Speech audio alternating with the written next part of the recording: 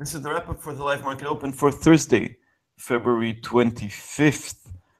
We had generally yesterday bad US data, fall in new home sales, fall to contraction territory in the services PMI, worse data, implications of keeping the Fed on hold for longer, and together with stronger oil, a smaller rise than expected in oil inventories, we had happier markets. Happier markets, higher commodity currencies, and less demand for the yen after we've seen the opposite trend before yesterday's US session. The pound continues suffering. It fell under 139, currently finding some stability, resistance 139.60. I'll show the chart soon. The yen saw high demand, but that disappeared. And Bullard was relatively not so bullish, talking about lower inflation expectations. Okay. Yeah, Australian capital expenditure came out better than expected, but there are doubts. Sorry about the future. So let's look at the chart. Euro dollar managed to recover yesterday. It fell all the way to support. Very nice technical behavior from euro dollar. This doesn't always happen. This isn't the best currency pair in terms of technical behavior, but it fell all the way to 109.60 and bounced back up. 110.70 remains resistance. Regarding the round 110 level, I don't think it's that important anymore. It's been crisscrossed from all sides.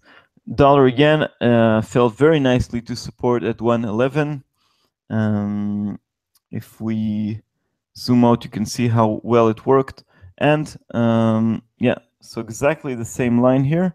Okay, a resistance 113.20. Anyway, the yen remains the safe haven currency of choice. Pound dollar. Yeah, the trend is clear. This is the Sunday gap we've seen not that long ago, on last Sunday, of course.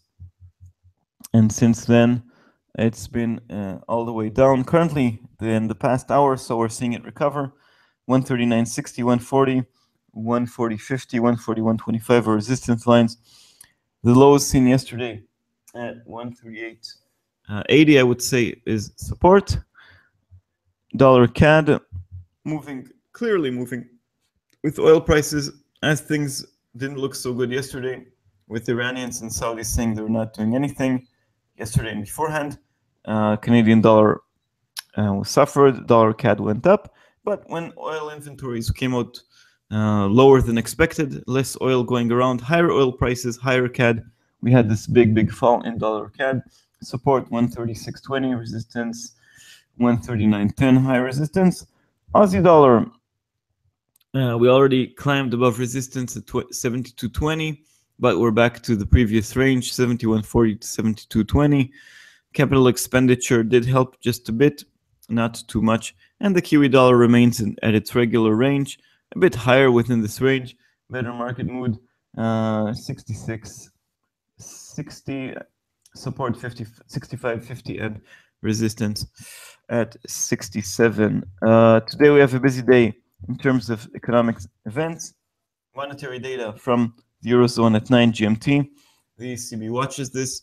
At 9:30 UK GDP expected to remain unchanged quarter over quarter, 0.5%. Any change could have a big impact on the pound, even though the pound is looking to the next opinion polls regarding the EU referendum. For the euro, we have the final CPI from the Eurozone. No changes expected, but also here, like with the pound, like with the GDP release, every small change could matter. Watch not only the headline figure, but also the core one. Speaking about core, we have the US durables goods orders at 1:30 GMT together with jobless claims. Watch for the core durable goods orders. Jobless claims have been very good in the past 2 weeks. Let's see if this continues. For those of you trading at night, we have the New Zealand trade balance, which is expected to show a deficit, and Japanese inflation data, which could be all over the place. The Bank of Japan doesn't care only about inflation, but also about the yen. Okay, so that's the wrap up for today. Before we leave, let's take another look at euro dollar. No change over there. And let's take a look at, see if you have any more questions. You're all welcome. Thank you very much. And let's demand for yen or Bank of Japan trying like hell to turn it. They are trying to turn it, but they've been unlucky in markets called their bluff. Okay.